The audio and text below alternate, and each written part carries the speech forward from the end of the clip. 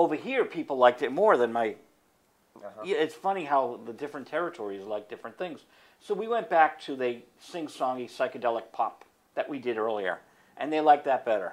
Uh-huh. The title track, New Changes, which I think we do on this video, went to #1 on Radio Crystal, a college station over there. Really? So they accepted it, and it did pretty good.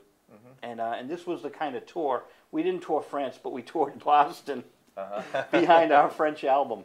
And this is the stuff. You had a, I believe, the second show at Chet's Last Call from 1985. You had a record release party. That was that record. Oh, for that album. Yeah, from that album. Thank you. Yeah. I don't. Oh yeah, I watched it quite a few times. But anyway, now when did you start? I love doing this. I do this all the know. time. This is Buzzy Linhart, Uh-huh. the guy who played with Jimi Hendrix. Buzzy, we're on television right now. Buzzy Linhart's on the phone.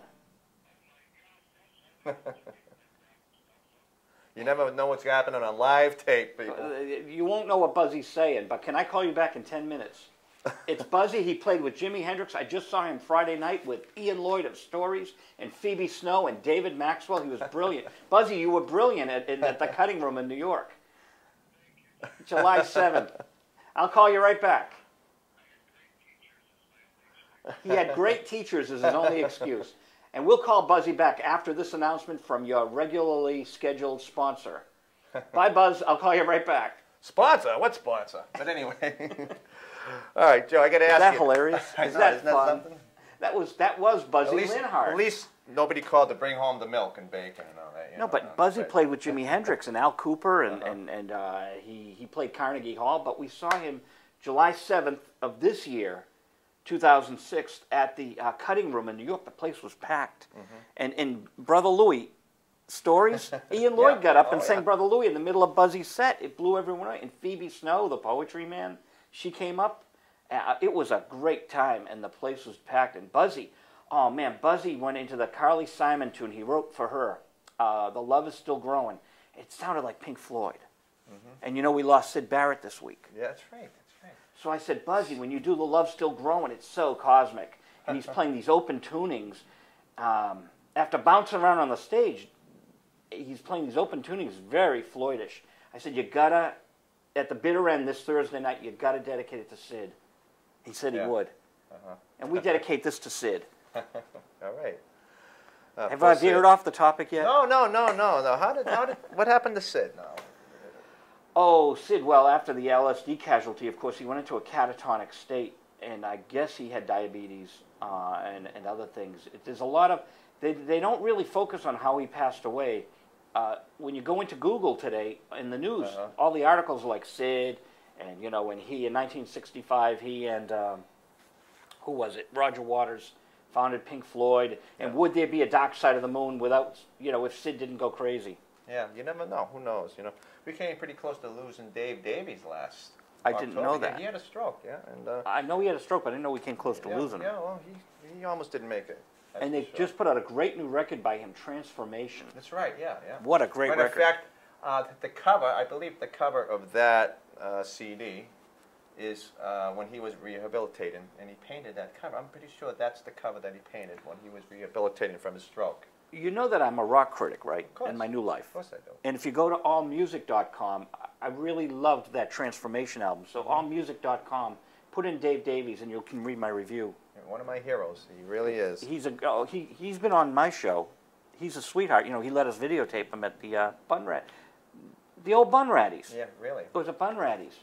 No, was he? Was it Bunratty's? No, it was 1998, so it couldn't have been Bunratty's. Avalon. Hopper's Ferry. That's right. I heard he was at Hopper's Ferry. That's right. Mine's is still almost. Well, Danny Klein of Jay Giles says that we have bluesheimers.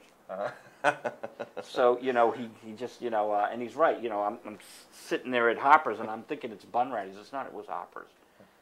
It all kinds of it blends together, doesn't it? It does. It does. Now, I brought here. This is how we met. This is exactly how we met. Not back in 1983. This came out in 1984. This is the Boston Rock and Roll Anthology Volume 3, this is basically your record company. We put out 20 volumes of these, and we're re-releasing them all. There it is. We're putting them, Johnny V from Pure and Easy Records up in... There's Smuggler and the Count right on top there.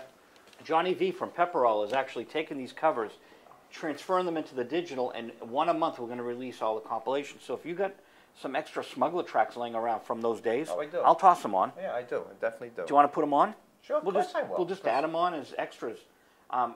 We have room for 80 minutes, so why not? Maybe a little of this interview we'll throw on too. Yeah, sure. So when did you? I know you recorded with Dinky Dawson. Yeah, back in 84, 85. You know what studio? Do you remember? It was in Burlington. That's what I remember. Sound Design? Sound Design. That's Really? what it was. Yeah, because With Dinky, wow. on the wall they used to have Vinnie Vincent. Up Yeah, there sure, on the sure. wall. Vinnie worked in Oh, a couple other bands. I can't even think the names of the bands. But Vinnie Vincent from Kiss.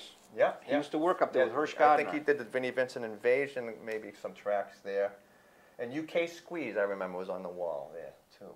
And they were UK Squeeze, so before they shortened it to Squeeze, I guess. Did you work with Mark DeSisto? I don't really remember. Mark DeSisto is an engineer from Sound Design that now has worked with Buddy Guy, Pink Floyd, Sheryl Crow, everyone. He's just great. He did my album up there, so Yeah, these are good days. I know. Working with Stu, you know, that was quite the studio. I believe at the time it was 64 tracks. I think it was. They had two 24-track machines, so it could only have been 48, but we never used I don't them. remember, you know. We only used the 24. I know I just they had remember two. we never used every track anyway. Yeah, So. yeah. But Smuggler played with Bon Jovi. Yeah, and Joe got us the job when we opened up for Bon Jovi in 1980, what? 83, I believe. 83, yeah. We had a lot of fun in those days. Yeah, we rocked out a lot, you know. The Boston scene, see, all these kids nowadays, you know, that's why I call this classic North Shore rock and roll, is because they have, this is thanks to Patrick for our new sign, really high quality, but it's really good. We'll have a color one coming up in a few years. The problem is the kids today, you know, they don't know what they missed. They won't be a Smuggler, and they won't be, even my band, The Count, they won't, Willie Loco Alexander, or Private Lightning. The bands don't have a trademark. Every 6 months, let's change our name. Yeah. Let's go solo, you know. Yeah, and even the Pixies, who had a lot of recognition, it took them 15, 20 years to get back together. Frank Black and going off in one direction, you know, consistency, just stay the course. Yeah. That's you know, that's the way it is now. The kids don't know what they've missed. And this is kind of why I want, you know, this show is going to be distributed throughout the North Shore. Lynn is already is picking up, and Lynn and Swamps gets together, and I'm just going to keep distributing it until they throw me out. There you go. Well, this club was a really fun date. We have on keyboards Joe Tortelli. That's what I want to ask you about the band members. Joe Tortelli writes for Discoveries magazine. He's a contributor there, and he's on keyboards. And Carolyn Casey, the bass player, she was with me through a couple of mutations of the band. Joe Mack is on guitar. Now, what is Joe Mack? Is he? He plays around the region. I haven't seen him in years. Actually, I have heard of Joe Mack, and when I saw this video, I'll bet you this is the Joe Mack everyone's talking about in the area. Probably. And then Sim Lee on drums. He was recently in a Christian band up in New Hampshire. He lives up in New Hampshire now. So we're thinking of a reunion of some of these players. And I was playing guitar on this, which I didn't always play, you know, on stage. Usually I just ran around and went crazy, but for this little tour, I did the kind of Lou Reed thing, and I like doing that, having the Fender Strat with me. But watching the video, you guys seem to gel very, very well. And the one thing I remember about Joe McIntosh, I believe is his last name, right? He reminded me so much, and if you look at the second half of this video coming up, he reminds me of a young Jim Carrey. He seemed like he clowned around on stage. He just had that look. But I just thought it was very entertaining, all you guys. You know, you guys gelled very well. We had a lot of fun, and the band did gel well, and we had, you know, cut that album, and cutting the album was a good experience because we got the tunes together, and then we got on stage. We had done them already in the studio. The band had a groove at that point. In the studio, you know, we had like a minute and a half left on the tape, so I wrote this song right in the studio, and then the tape ended, and it ends right on the album, and then we just started up again, and I have a whole new set of lyrics on the other. So we ran it twice by, and we had like a 3-minute song. Is that cute? With like, you know, we just used the tape to the fullest. Yeah, kind of like the Beatles did that. You know, they would. Well, we spent what, $150 on a reel of tape. Yeah. Where now with the digital, you just got endless. I know. I know. You buy a little $100, what is it, a hard drive that you take out of the studio these days. Yep. So when you get a hard drive, you can put, what, 5 albums on there.